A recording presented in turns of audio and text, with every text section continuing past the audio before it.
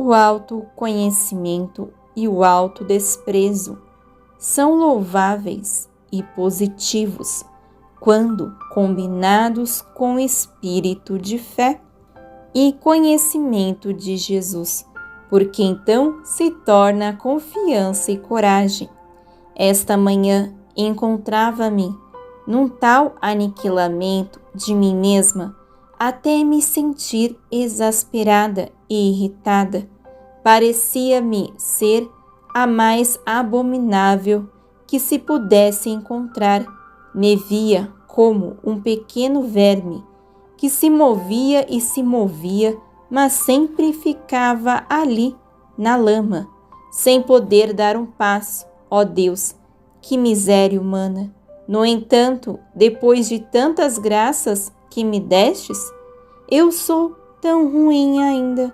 E meu bom Jesus, sempre benigno, com esta miserável pecadora, veio e me disse: o desprezo de si mesma só é louvável quando está bem investido pelo espírito de fé, mas quando não está investido por isso, em vez de te fazer bem, poderá te prejudicar, porque, vendo-te tal como tu és, que não podes fazer nada de bom, desconfiarás, permanecerás abatida, sem te encorajar a dar um passo no caminho do bem. Mas apoiando-se em mim, isto é, investindo-se do espírito de fé, virás a conhecer e a desprezar-te, e ao mesmo tempo a conhecer-me, confiando totalmente em poder fazer tudo com a minha ajuda. E eis que, fazendo desta maneira, caminharás segundo a verdade. Quanto bem fez a minha alma este falar de Jesus!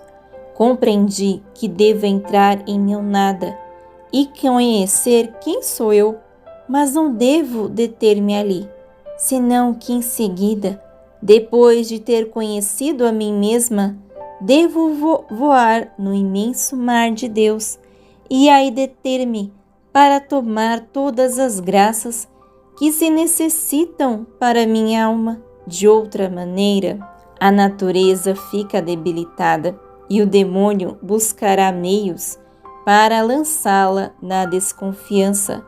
Seja sempre bendito, Senhor, e sempre seja tudo para a sua glória.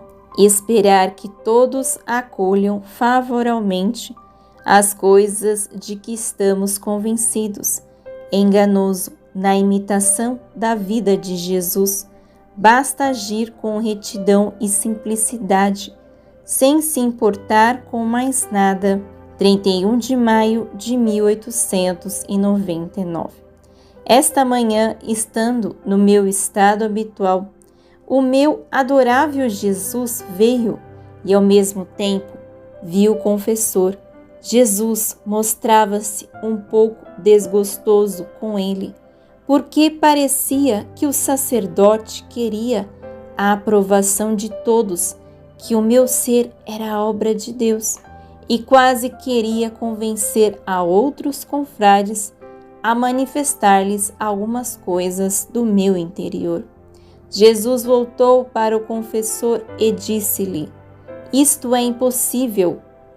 Até eu tive adversários, e isto em pessoas das mais notáveis, também sacerdotes e outras dignidades tiveram que dizer sobre minhas obras santas, até me taxar de possuído. Estas oposições, mesmo por pessoas religiosas, eu as permito para fazer com que a seu tempo possa brilhar mais a verdade, que queiras ser aconselhado por 2 ou por 3 sacerdotes dos melhores santos e até doutos, para ter luz e até para fazer o que eu quero nas coisas que se devem fazer, como é o conselho dos bons e a oração. Isto eu permito, mas o resto não. seria querer fazer um desperdício das minhas obras e pô-las em zombaria, o que muito me desgosta. Depois me disse: o que quero de ti é um operar reto e simples, e dos aceites ou antagonismos das criaturas. Não te preocupes, deixa-as pensar como queiram, sem tomar-te o menor incômodo, pois o querer que todos sejam favoráveis é um querer desviar-se da imitação de minha vida. O conhecimento do próprio nada é a base da vida espiritual. O conhecimento de Deus é proporcional ao autoconhecimento. Eles andam de mãos dadas. 2 de junho de 1899. Esta manhã, o meu docíssimo Jesus quis fazer-me tocar com as minhas próprias mãos o meu nada. No momento em que se fez ver, as primeiras palavras que me dirigiu foram: quem sou eu e quem és tu? Nestas duas palavras vi duas luzes imensas. Numa compreendi a Deus, na outra via a minha miséria, o meu nada. Via-me não ser outra coisa que uma sombra, como aquele reflexo que faz o sol ao iluminar a terra, que depende do sol, e que, passando a outros pontos, o reflexo termina de existir fora de seu esplendor.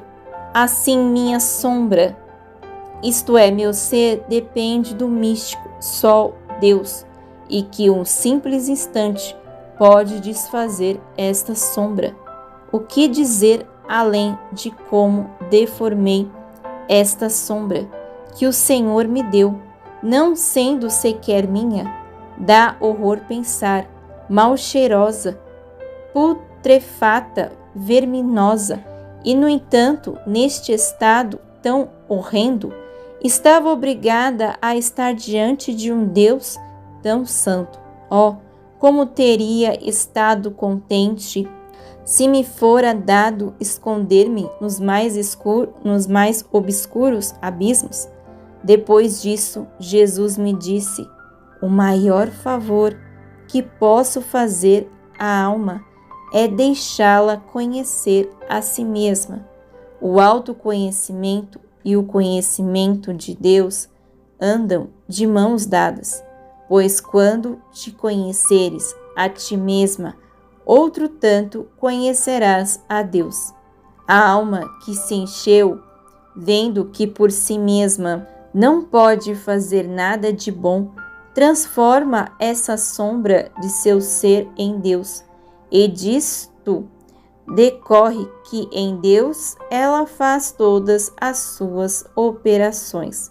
Acontece que a alma está em Deus e caminha junto a Ele, sem olhar, sem investigar, sem falar, em uma palavra como morta, porque conhecendo profundamente o seu nada, não se atreve a fazer nada por si mesma, senão que cegamente segue as operações do Verbo.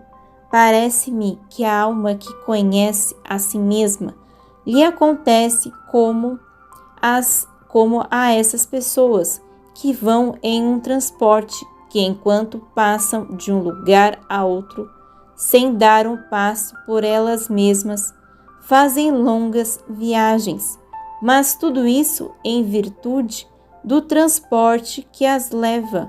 Assim a alma, entrando em Deus, como as pessoas no transporte, faz sublimes voos no caminho da perfeição, mas conhecendo plenamente que não ela, senão em virtude daquele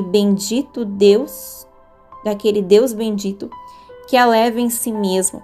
Ó, como o Senhor favorece, enriquece, concede as maiores graças à alma, que sabendo que não a si mesma, mas tudo a Ele atribui, ó alma que conhece a si mesma como é afortunada. Jesus derrama sua amargura em Luísa, para não castigar. 3 de junho de 1899. Esta manhã me encontrava no mar de aflição, porque Jesus ainda não tinha vindo. Era tanta dor que me senti arrancar o coração. Quando o confessor veio para chamar-me à obediência, porque devia celebrar a Santa Missa, e Jesus, sem fazer-se ver, nem sequer uma sombra, como é seu costume, que quando não vem se faz ver uma mão ou um braço, especialmente quando é dia de receber a comunhão, como esta manhã, ele mesmo vem, purifica-me, prepara-me para recebê-lo sacramentalmente. Por isso dizia a mim mesma: Esposo Santo, Jesus amável, por que não vens tu mesmo preparar-me? Como poderei receber-te? Enquanto isto, o tempo chegou. O confessor veio, Jesus sem vir. Que pena dilacerante! Quantas lágrimas amargas! O confessor disse-me: vê-lo-ás na comunhão e perguntar-lhe-ás por obediência, porque não vem e o que quer de ti. Depois da comunhão, vi o meu bom Jesus, sempre benigno com esta miserável pecadora. Transportou-me para fora de mim mesma, e eu tinha-o nos braços, tal como uma criança, todo aflito. Eu rapidamente comecei a dizer-lhe: meu menino, único bem meu, como é que não vens? Em que te ofendia? Em que te ofendi? O que queres de mim? Que me faz chorar tanto? Mas no ato de dizer isto, era tanta dor, que mesmo o tendo entre meus braços, continuava chorando.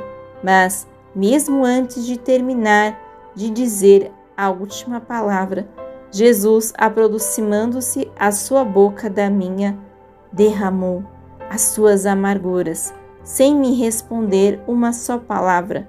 Quando acabava de verter, eu começava de novo a falar, mas Jesus, sem me prestar atenção, começava a derramar novamente. Depois disto, sem me responder nada do que eu queria, me disse: deixa-me derramar em ti.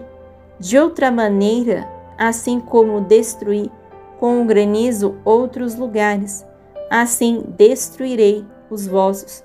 Por isso, deixa-me verter e não penses em outra coisa. Assim, sem me dizer mais nada, acabou. Livro do Céu, volume 2, escrito Serva de Deus, Luísa Picarreta.